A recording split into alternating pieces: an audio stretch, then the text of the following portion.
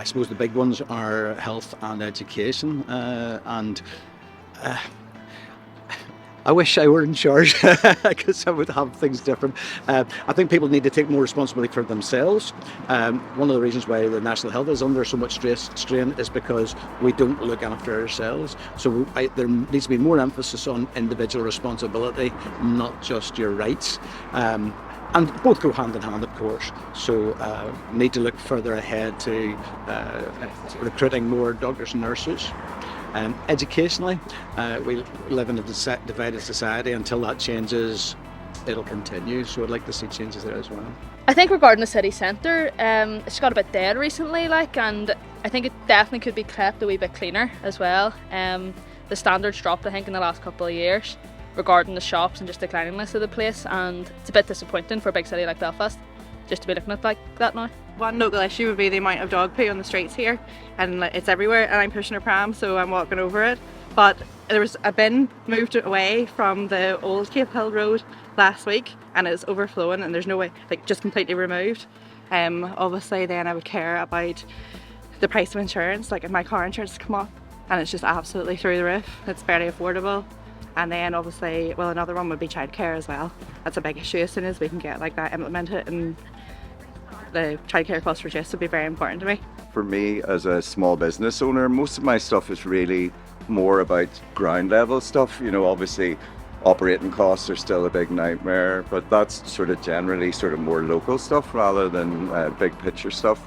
I feel we're still being very let down in the arts and the community stuff because there isn't enough money. Obviously we saw there last week there's a lot of talk about the lack of funding for the arts. I think for me it's very important at a ground level, if you're trying to get people to feel good about themselves, that they need to be nurtured, and I think arts and things like that are things that really help that. So that would be a big thing for me. Obviously health service stuff is still a hot topic, but I don't know whether you'll ever really cure the problems there.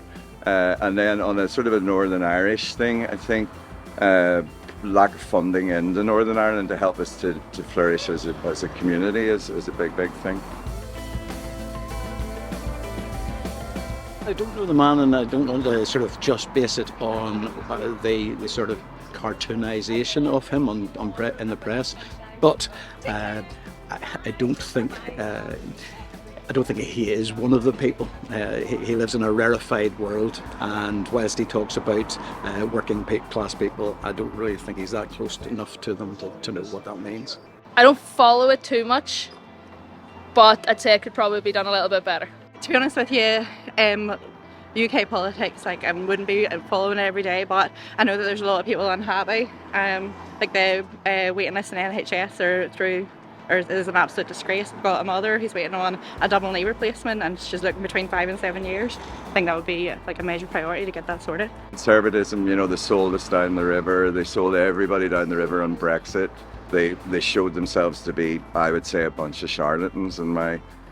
From my perspective, I would be more obviously middle or slightly to the left side of things. But I'm not sure. I think in this day and age, I'm not sure there's much difference between any of them. I find that quite frustrating, but it has been shocking, I think, how the Conservatives, particularly on issues to do with looking after the most vulnerable in our society, I think they just show that they don't really care a lot.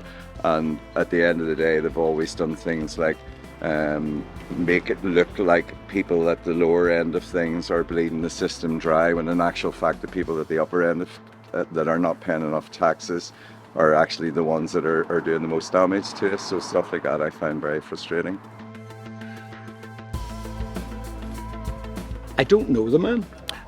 I think that he gets a bad rap from the press. They talk about him being boring or banal or whatever. You couldn't say that about Boris Johnson. Which would you rather have? A lying misogynist, or somebody who has got integrity or seems to have, and maybe a little less charismatic? I would go for the safe hands. I hope he delivers on what he says, so that's it. And I know people are saying that he's maybe not charismatic, but I don't know if it exactly charisma is what it takes to be a leader. And somebody needs to get to work and be able to change policies. I guess a change in government is needed, but I'm not sure about Keir Starmer either. I think he's just maybe Conservative light. So that does worry me a wee bit. And then, as I say, I think the issues again were, I think Labour are not showing themselves to be really looking like they're going to do very much for Northern Ireland, and that does worry me, because at the end of the day, the concerns are what's going to happen here in our future.